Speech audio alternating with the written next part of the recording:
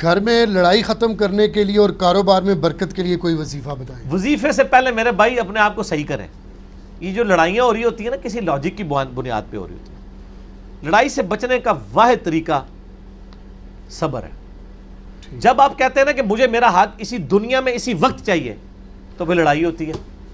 جو آپ سے لڑائی کرتا ہے آپ اپنے حق سے دستبردار ہو جائیں۔ یعنی یہ میں آپ کو صرف زبانی نہیں، میں اپنے کیس میں کرتا ہوں، ٹھیک ہے نا جی۔ حالانکہ مجھے بہت زیادہ غصہ آیا کرتا تھا، آج سے میں 15-20 سال پہلے کی بات کر رہا ہوں۔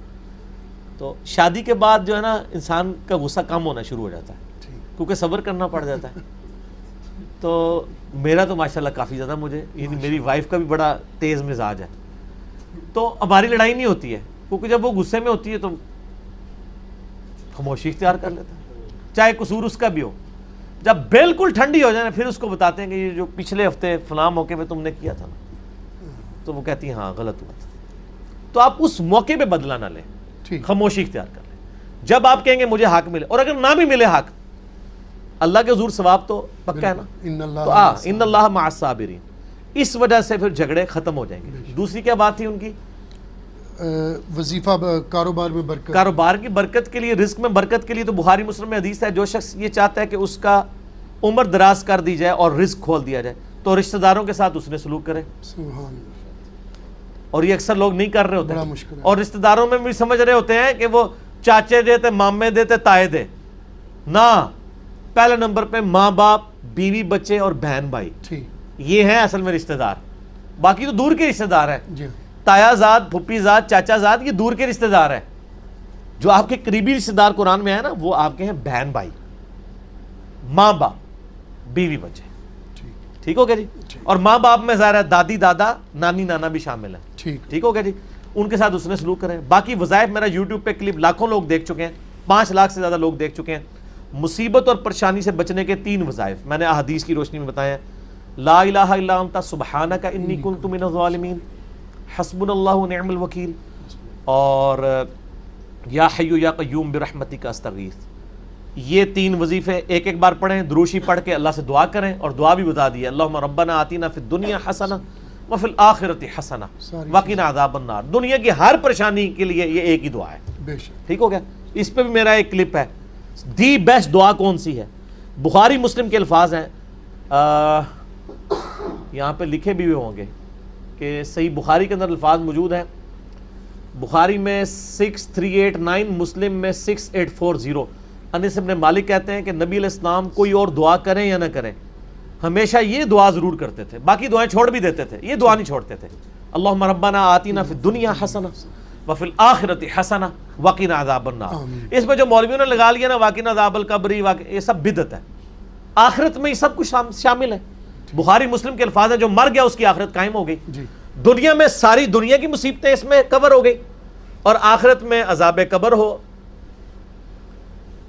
برزخ ہو، پل صراط ہو، میزان عمل ہو، سب کی سب چیزیں آخرت ہیں، دونوں کور ہیں۔ اور یہ دعا اتنی زبردست ہے کہ مسلم میں الفاظ ہیں، صحیح مسلم میں حدیث ہے، مشکات میں بھی آپ کو دعاؤں والے چیپٹر میں مل جائے گی۔ نبی علیہ السلام ایک صحابی کی عیادت کے لیے گئے، اور حدیث کے الفاظ ہیں وہ چڑیا کی طرح سوکھ کے پتلا ہو چکا ہوا تھا۔ آپ صلی اللہ علیہ وسلم نے اس کی جب یہ حالت دیکھی نا، وہ آپ نے فرمایا تو اللہ سے کیا مانگتا ہے؟ اس نے کہا یا رسول اللہ، میں اللہ سے ایک ہی دعا کرتا ہوں کہ یا اللہ جو تو نے مجھے آخرت میں عذاب دینا ہے نا، دنیا میں دے لے۔ استغفر اللہ واتوب الیہ۔ یہ اکثر لوگ کیا بھی دے دینا نا، منو تے اللہ نے سٹنا ہی دوزخ کی چاہیے، انشاءاللہ تو دوزخ ہی سٹے گا، کیونکہ بخاری مسلم کے الفاظ ہے، میں اپنے بندے کے گمان کے قریب ہوں، میں ہمیشہ اللہ سے یہ گمان کرتا ہوں کہ انشاءاللہ مجھے اللہ بلا حساب و کتاب بخش دے گا انشاءاللہ۔ میں حساب و کتاب کے قابل ہی نہیں ہوں، تو میں اللہ سے یہی امید رکھتا ہوں، لیکن خالی کھلی امید نہیں، کوشش بھی کرتا ہوں، ٹھیک ہے نا۔ بخاری مسلم کے الفاظ ہیں، محض کوئی اپنے اعمال کی بنیاد پہ جنت میں نہیں جائے گا جب تک اللہ کی رحمت نہ ہو۔ ایک صحابی نے جرت کر کے پوچھا یا رسول اللہ آپ بھی؟ فرمایا ہاں، مجھے بھی جب تک میرے رب کی رحمت ڈھانپ نہ لے میں بھی جنت میں نہیں داخل ہو سکتا۔ رحمت الگ سے ضرورت ہے، اعمال بھی۔ تو مسلم کے الفاظ ہے، آپ نے پوچھا تو اللہ سے کیا مانگتا ہے؟ تو کہا یا رسول اللہ میں کہتا ہوں جو آخرت میں عذاب دینا ہے دنیا میں۔ آپ فرمایا سبحان اللہ، یہ آپ حیرانگی میں کہا کرتے تھے اللہ پاک ہے غلطیوں سے، یعنی تو اتنی بڑی غلطی کر رہا ہے۔ اوے کیا تو اس چیز کا اہل ہو سکتا ہے کہ اس دنیا میں بھی اللہ کا عذاب برداشت کرے؟ اور تجھے تو اللہ سے مانگنا چاہیے تھا ربنا آتنا فی الدنیا حسنہ وفی الآخرۃ حسنۃ وقنا عذاب النار۔ صحابہ کہتے ہیں اس نے یہ دعا کی تو دنوں ہی میں اس کی صحت واپس آ گئی، بالکل جیسے مردہ زندہ ہوتا ہے نا، وہ ٹھیک ہو گیا۔ یہ فنیٹک قسم کی اپروچ نہیں ہونی چاہیے۔ صوفیاء میں یہی تھی نا، گندے کپڑے، ننگے پھرنا، فاقے کرنا، اور وہ کہتے ہیں بس اس طرح ہی رہو تو اللہ کو حاصل کرو گے، بیوی بچے رکھنے کی ضرورت نہیں ہے۔ اور نبی علیہ السلام کیا کہہ رہے ہیں؟ دنیا میں حسنہ، آخرت میں بھی حسنہ۔ بخاری مسلم کے الفاظ ہیں، امام بخاری نے اس پہ باب باندھا ہے کہ عبادت کے اندر غلو کرنا مکروہ ہے۔ اور مجھے یاد ہے جب میں بریلوی تھا، میں اپنے بریلوی علماء کے پاس یہ حدیثیں لے کے جاتا تھا کہ یہ صوفیاء کس قسم کے دین پہ عمل کرتے رہے ہیں، نبی علیہ السلام کی تو یہ تعلیمات ہی نہیں ہے۔ تو وہ کہتے تھے ان حدیثوں کو نہ پڑھا کریں آپ، تو ان کو پتا تھا کہ یہ کہیں علمی کتابی نہ ہو جائے، یہ ٹنی سے سنی نہ بن جائے۔ اور اللہ کے فضل سے بن گئے، الحمدللہ سنی بن گئے، صحیح والے سنی، کتاب و سنت والے، سن سنا کے سنی نہیں۔ تو بخاری مسلم میں الفاظ ہیں، یہ حدیث آپ کو کتاب و سنت کو مضبوطی سے پکڑنے والا چیپٹر مشکات کا اس میں بھی مل جائے گی، اور بخاری میں نکاح والے چیپٹر کے شروع میں آپ کو یہ حدیث ملے گی۔ یہ بخاری مسلم دونوں میں ہے۔ 3 اصحاب آئے نبی علیہ السلام کی غیر موجودگی میں، امہات المومنین سے انہوں نے پردے میں پوچھا کہ نبی علیہ السلام ہے؟ ان کا نبی علیہ السلام تو نہیں ہے۔ تو انہوں نے کہا اچھا آپ صلی اللہ علیہ وآلہ وسلم کے بارے میں آپ ہمیں بتائیں کہ آپ کی عبادت کیسی ہے۔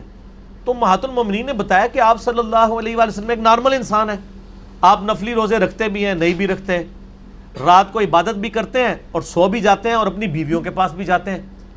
تو ان تینوں نے کہا کہ نبی، وہ سمجھ رہے تھے حضور پوری رات ہی نفل پڑھتے رہتے ہیں، تھوڑے بزرگ ہی نے جھوٹ مار دینے 40 سال تک عشاء کے وضو سے فجر کی نماز، اپنے بوجھ پا کے رکھو۔ خدا کا نام ہے، اگر یہ آپ نے بزرگوں کی بزرگی بچانی ہے تو یہ جھوٹ بولنا چھوڑیں، یہ حرام ہے اس طرح کرنا کہ کوئی رات پوری رات جاگا رہے۔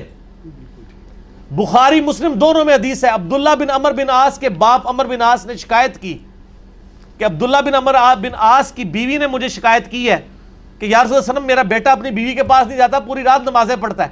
آپ نے عبداللہ بن عمر بن عاص کو بلا کے ڈانٹا اور آپ نے فرمایا اے عبداللہ، تیری بیوی کا بھی تجھ پہ حق ہے، تیرے جسم کا بھی تجھ پہ حق ہے، ٹھیک ہے، تیرے خاندان کا بھی تجھ پہ حق ہے، اگر روزانہ رات کو جاگے گا تو تیری آنکھیں اندھی ہو جائیں گی، رات کو آرام بھی کیا کر، اپنی بیوی کے پاس بھی جایا کر۔